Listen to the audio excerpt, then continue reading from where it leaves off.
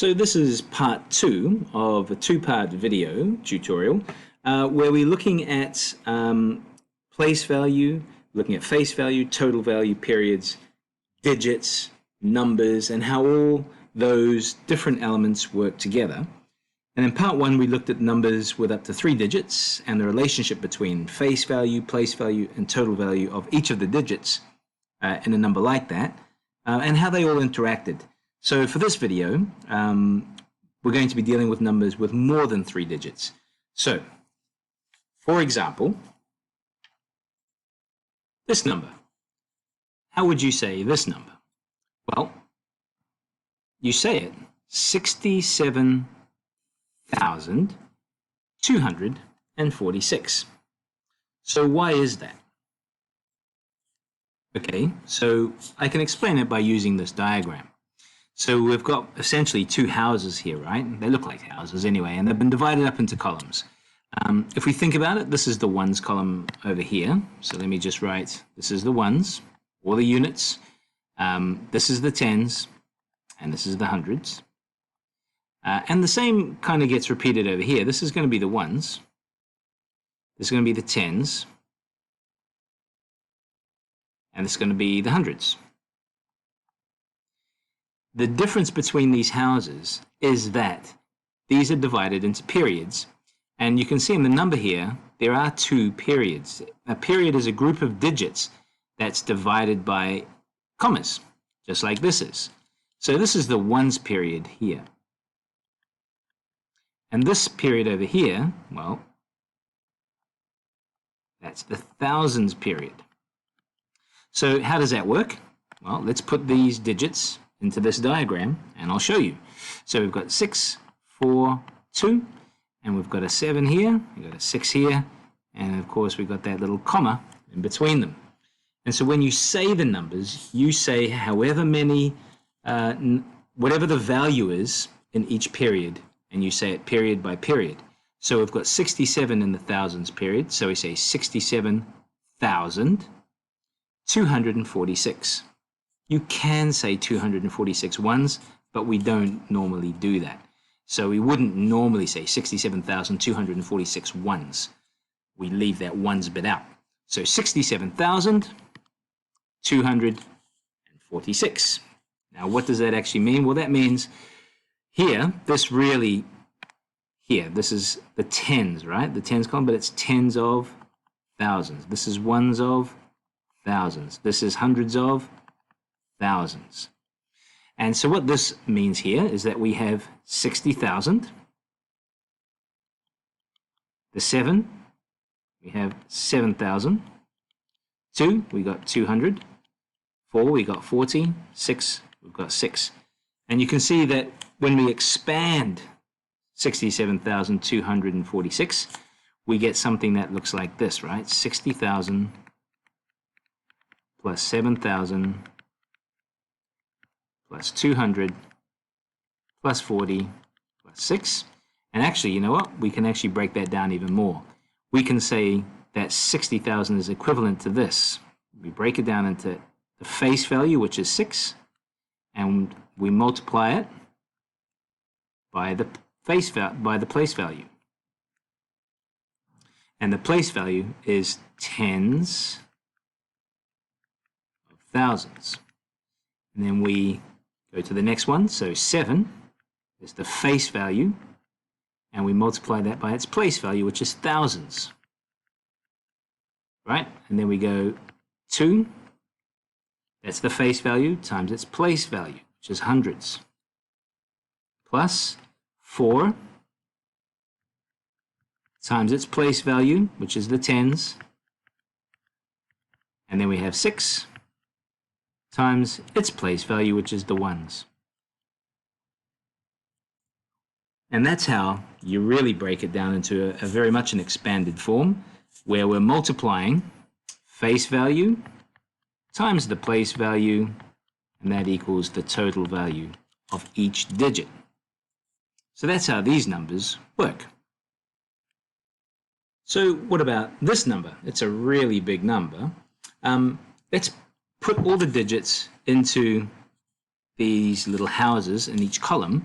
So we have a 6, we have a 4, we have a 2, we've got 7 here, we've got 6, we've got 1, 2, 1, 3. Okay, so if you remember, this was our ones, this was our tens, this was our hundreds. This is our ones, this is our tens. Oop, let me just put that over a little bit.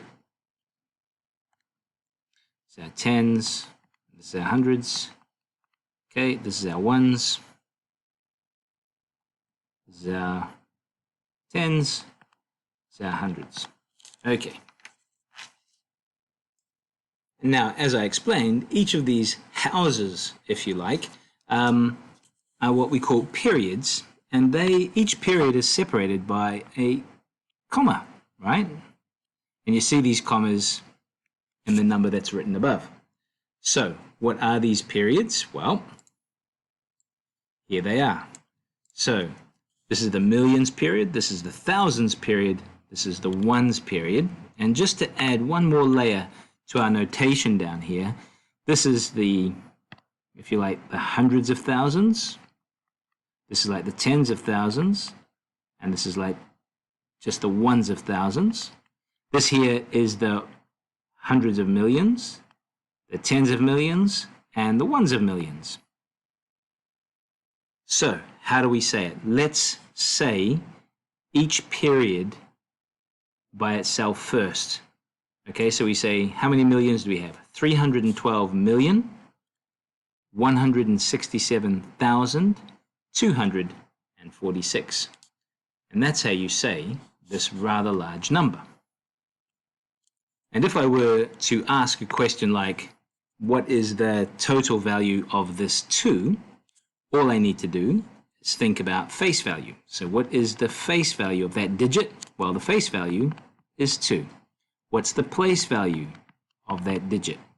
Well, it's in the ones of millions. So 1 million. That's its place value, the 1 millions. And what would its total value be? Well, the total value is face value times place value. So total value is 2 times 1 million, which is 2 million. So that's the total value of that 2. And you know what? I could actually go around and rewrite this entire compact number in its expanded form and show you that little process where face value is multiplied by place value. So it looks like this. I'm going to start with the 3. So it looks like this.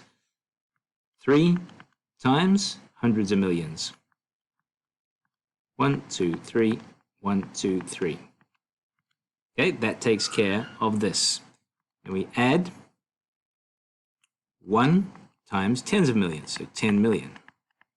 Like this, plus 2, as we've already seen, 2 times 1 million.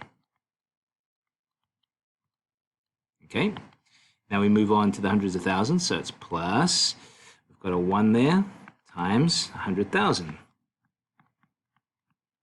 Plus the 6, which is times 10,000, plus the 7, which is times 1,000, plus 2 times 100, plus 4 times 10, plus 6 times 1. And that's how that looks. And if I was to solve each of those, so that would be 300 million. 1, 2, 3. 1, 2, 3. Plus 10 million. Plus 2 million. This is playing up again a little bit. Plus 100,000. Plus 60,000. Plus 7,000. Plus 200. Plus 4 times 10 is 40, plus 6. And all that, if we added all that together, would indeed give us 312 million, so that's the millions period, 167,000, that's the thousands period, 246. Now, have a go at the worked solutions videos that you can find on the learnersgrid.com website. If you want to go there, you can look at the link that's in the description below, have a go and see some of the questions that you can have a go at, having understood all the material that I've covered in tutorial part 1 and this one, tutorial part 2, on understanding place value, face value, total value, and periods. See how you go.